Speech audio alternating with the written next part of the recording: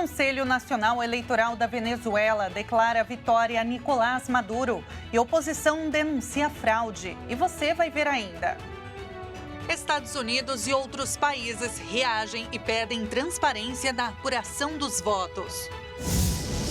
Lula sanciona a lei que cria a letra de crédito de desenvolvimento para estimular indústria, comércio e serviço. E ainda, Brasil conquista primeiras medalhas nas Olimpíadas de Paris e consegue classificação para 5 finais na ginástica artística feminina.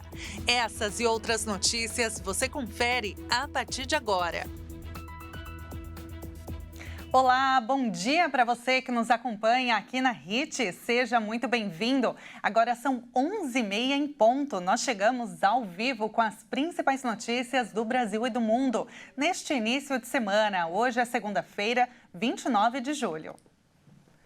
A gente abre esta edição com a notícia de que Nicolás Maduro foi proclamado vencedor das eleições pelo Conselho Nacional Eleitoral da Venezuela. Mas a oposição denunciou uma fraude no processo e líderes de diversos países pediram transparência na contagem dos votos. Presidente reelecto da República Bolivariana. Nicolás Maduro foi declarado vencedor das eleições presidenciais da Venezuela. O Conselho Nacional Eleitoral proclamou o terceiro mandato consecutivo do mandatário com 51,2% após a apuração de 80% dos votos. De acordo com este primeiro boletim, o opositor Edmundo González Urrutia recebeu 44,2% dos votos.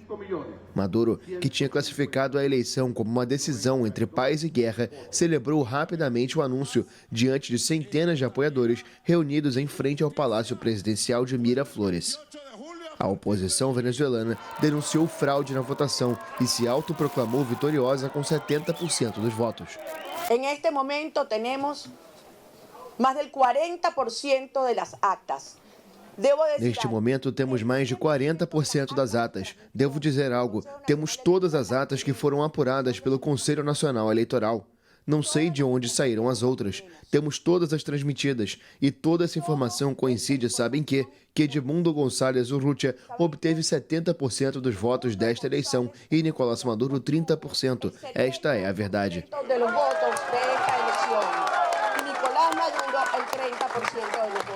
Esta é a verdade. O anúncio da reeleição de Maduro foi questionado em seguida por Estados Unidos, Chile, Peru, Costa Rica, Guatemala, Argentina e Uruguai, enquanto Cuba, Nicarágua, Honduras e Bolívia parabenizaram o mandatário. Uma pequena delegação do Centro Carter esteve presente nas eleições, mas indicou não ter capacidade de realizar uma avaliação integral do processo de votação, contagem e apuração, como tinha previsto fazer a União Europeia, excluída como observadora no final de março. Um painel de 4 especialistas da ONU também acompanhou a votação, ainda que o relatório do grupo seja confidencial e só vai ser compartilhado com o secretário-geral Antônio Guterres. Agora, 11h33 pelo horário de Brasília. Como a gente viu na reportagem, o Conselho Nacional Eleitoral da Venezuela apontou a reeleição de Nicolás Maduro, mas a oposição contestou os números e, até o momento, o site eleitoral do país continua fora do ar. Maduro deve permanecer mais 6 anos no poder em Caracas, chegando a 17 anos no comando do país. Para entendermos melhor esse cenário político no país vizinho, vamos conversar com o mestre em Relações Internacionais, Ricardo Rios. Bom dia, Ricardo. Seja muito bem-vindo mais uma vez. Bom dia, Tabata, e um bom dia a você que nos assiste. Ricardo, a eleição na Venezuela, ela possui uma urna eletrônica também, né? Assim como no Brasil, só que o sistema de votação, ele tem algumas diferenças. Explica pra gente, por favor. Bom, a principal diferença é porque lá você tem o famoso voto impresso, né? Então você digita na máquina e esse voto sai impresso, depositado em uma urna. E aí, essa é uma das grandes discussões do momento, é por quê? Até o momento, o CNE venezuelano ainda não divulgou esses dados, esses votos, né, para que os boletins de urna sejam comparados com os números anunciados na madrugada de hoje. Tá. E além disso... Pode falar, desculpa. Perdão, pode. E, além disso, tem um outro detalhe, né, que você não digita um número na urna igual é no Brasil. Né? A foto do candidato aparece e você clica naquela foto. Então, por exemplo, a coligação do Maduro, eu acho que tem 13 partidos. Então, a foto do Maduro aparece 13 vezes na urna. Então, independentemente da foto que você clica, a foto do Maduro está lá e o voto vai para ele. Bem interessante e bem diferente, né, de como é feito aqui no Brasil. Agora, a oposição, ela contestou os números, né, divulgados pelo CNE, como você disse, e afirmou, Ricardo, que Edmundo Gonzalez, no caso o opositor, né, teve 70% dos votos e Maduro 70%. Inclusive, resultados de 2 pesquisas de boca de urna divulgadas pela Reuters indicavam uma vitória de Gonzalez com uma larga vantagem. Nós podemos dizer que houve uma fraude? Bom, Tabata, para a gente entender isso e tentar procurar alguma resposta, é fundamental que a gente tenha acesso a todos os boletins de urna.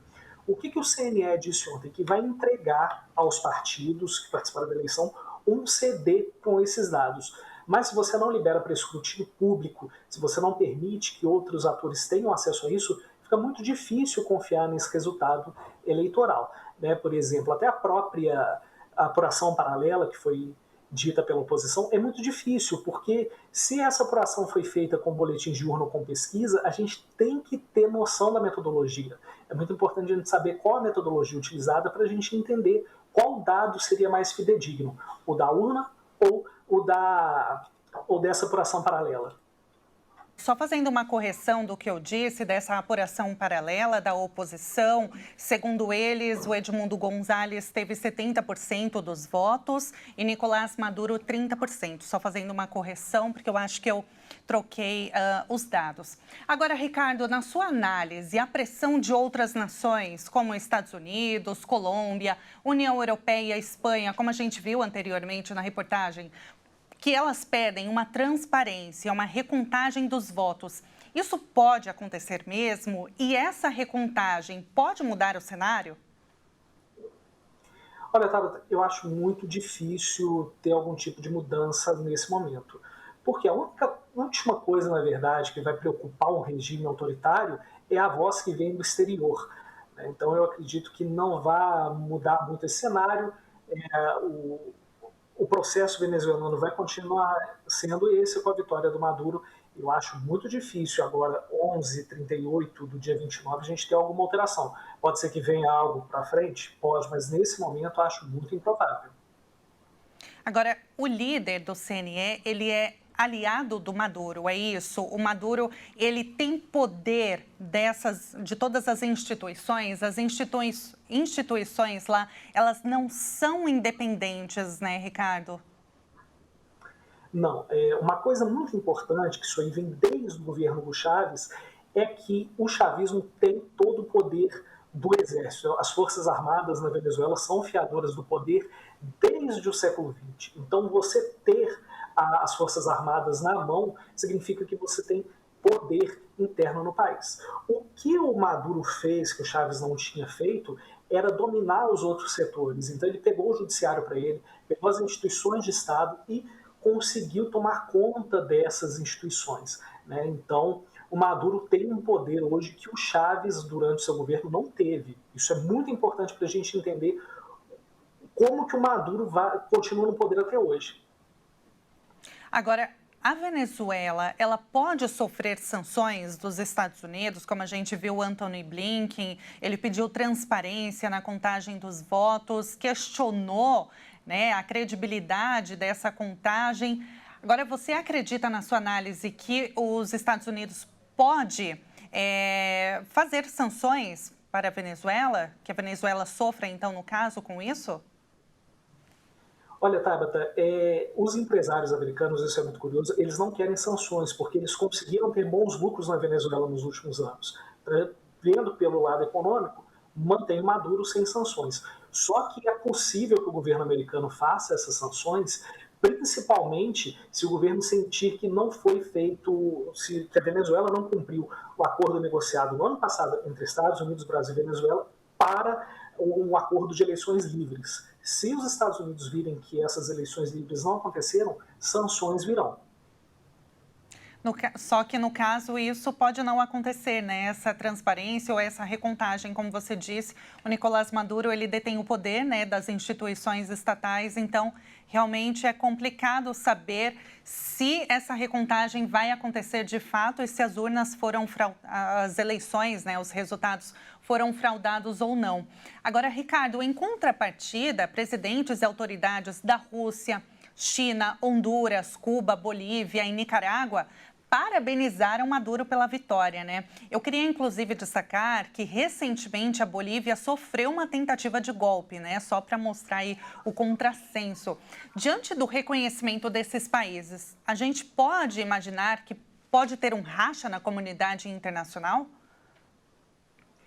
Olha, Tabata, foi muito importante você dizer a respeito de Rússia e China, porque automaticamente, quando esses dois países falam da vitória do Maduro e reconhecem essa vitória, automaticamente eles viram fiadores do regime.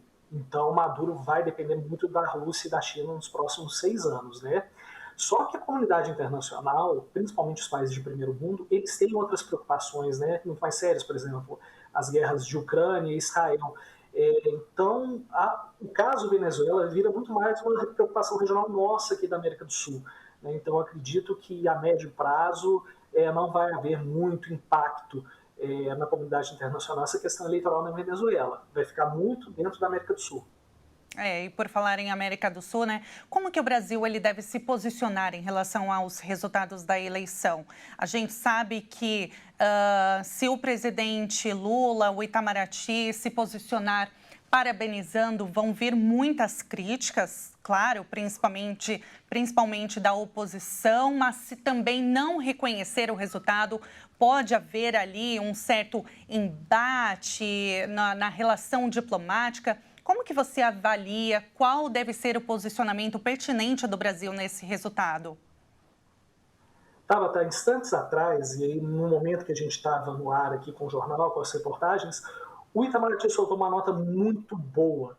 Eu acho que foi a melhor opção que o governo brasileiro teve, que foi pedir os dados dos boletins de urna para que seja feita essa comparação, para que de fato se veja se Maduro venceu legalmente ou se houve fraude eleitoral.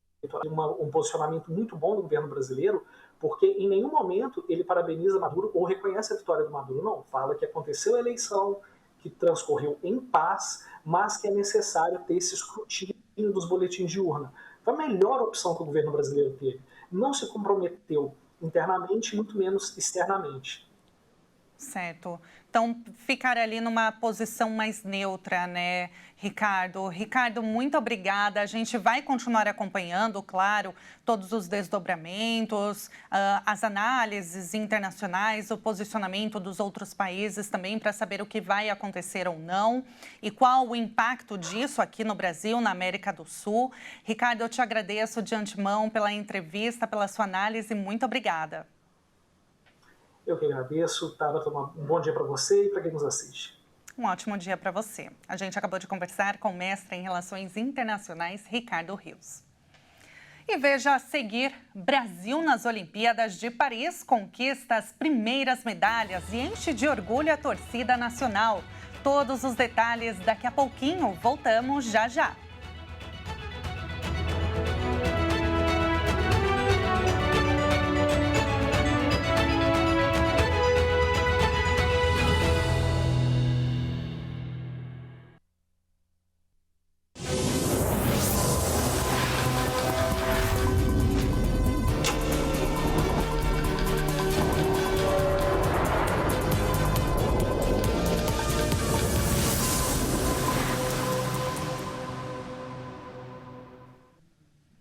E nós estamos de volta, 11 horas e 46 minutos, pelo horário de Brasília.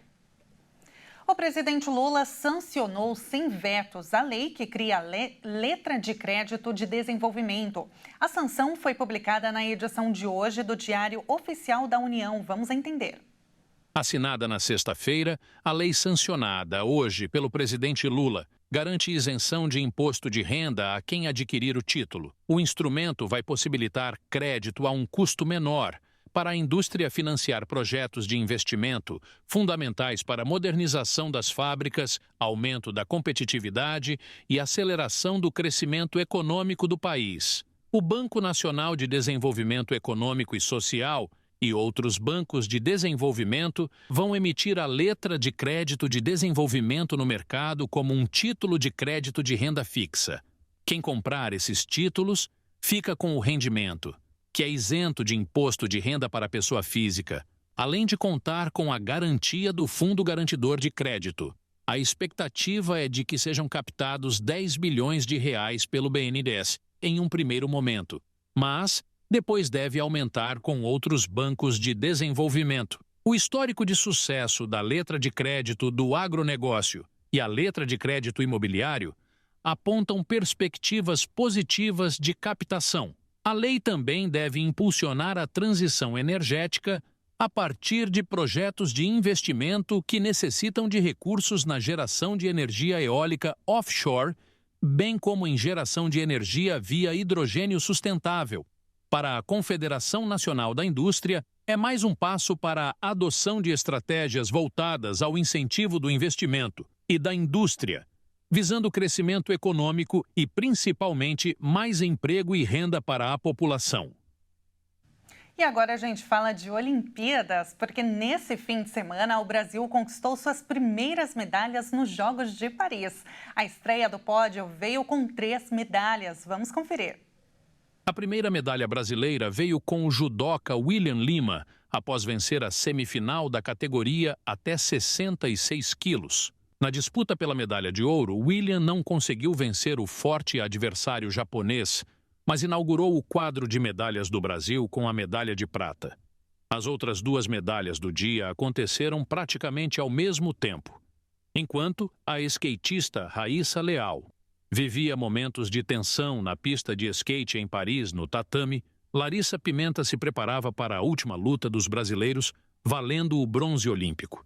Em um intervalo de 5 minutos, a fadinha fez a manobra que garantiu a sua segunda medalha olímpica com apenas 16 anos. E Larissa Pimenta venceu sua luta e se tornou a mais nova medalhista olímpica do judô, a modalidade que mais trouxe medalhas ao Brasil. Ao todo, foram 26 medalhas em toda a história dos Jogos Olímpicos. E aproximadamente 8 anos após a cerimônia de encerramento da Rio 2016, milhares de pessoas de todo o mundo voltaram a se reunir para acompanhar uma disputa olímpica. Naquela temporada, vivíamos uma pandemia que deixou desertas as arquibancadas de Tóquio 2020. Agora, o público está de volta aos Jogos Olímpicos e o interesse da população no evento também está maior, viu? De acordo com pesquisas, o continente asiático lidera o ranking de interessados. Na China, 86% das pessoas dizem estar interessadas. Na Tailândia, são 77%. Na Indonésia, 75% e nas Filipinas, 71%. Aqui no Brasil, 70% dos entrevistados dizem ter interesse ou bastante interesse em acompanhar os jogos deste ano. Nós recebemos um vídeo de uma telespectadora brasileira que mora em Paris e está acompanhando os jogos de pertinho. Vamos ver. Realizando um sonho, olha isso, maravilhoso. E não é que a Maria Eugênia acertou no sonho? O Brasil representou muito bem. Foram 3-0, uma vitória tranquila sobre o Quênia. Agora o Brasil já assumiu a liderança do grupo B das Olimpíadas de Paris. A seleção verde e amarela voltará à quadra contra o Japão na próxima quinta-feira, às 8 horas da manhã, no horário de Brasília. E, enquanto isso, a Maria Eugênia conseguiu até tietar a levantadora Roberta. Que sonho, hein? Que sonho, hein? Que bacana, Maria. A gente agradece demais o carinho e sempre o nosso canal está sempre aberto, viu? E olha, de acordo com um estudo divulgado da Ipsos, 73% dos brasileiros acreditam haver nacionalismo demais durante a competição. Além disso, 82% dos brasileiros acompanham os Jogos Olímpicos como fonte de inspiração para a próxima geração praticar esportes. Afinal, vamos combinar, né? Esporte é vida. E nesta segunda-feira, vamos conhecer Cortina d'Ampezzo, na Itália. Vem comigo. Cortina di Ampezzo é uma comuna italiana da região do Veneto, província de Belluno, com cerca de 5.954 habitantes. É conhecida pela cadeia de montanhas nas regiões norte e nordeste do país. A paisagem é tão fascinante que é considerada pela Unesco um patrimônio mundial natural. Em 1956, os olhos do mundo voltaram-se ainda mais para Cortina di Ampezzo, quando o resort sediou os Jogos Olímpicos de Inverno naquele ano. Desde então, o local atrai cada vez mais turistas que querem conhecer este histórico território de neve. E antes de encerrarmos esta edição, é claro que nós vamos ver uma câmera da cidade italiana que nós vimos na reportagem. Saindo do estúdio HIT em São Paulo, vamos diretamente à Cortina di Ampezzo, na Itália. A região oferece uma vista panorâmica maravilhosa das pistas de esqui com as Dolomitas. Localizada na Itália em um amplo vale cercado por altos picos, é um dos resorts de montanha mais famosos do mundo. É um símbolo glamouroso do turismo italiano e internacional, viu? Sempre foi um destino popular para os amantes da montanha e da natureza. E olha, a Cortina di Ampezzo é rica em belezas naturais, você tá vendo, né? E oferece vistas inesquecíveis e olha, dão belas fotos, viu? Com estas imagens lindíssimas, encerramos esta edição. Muito obrigada pela sua companhia, uma excelente semana para você e até mais.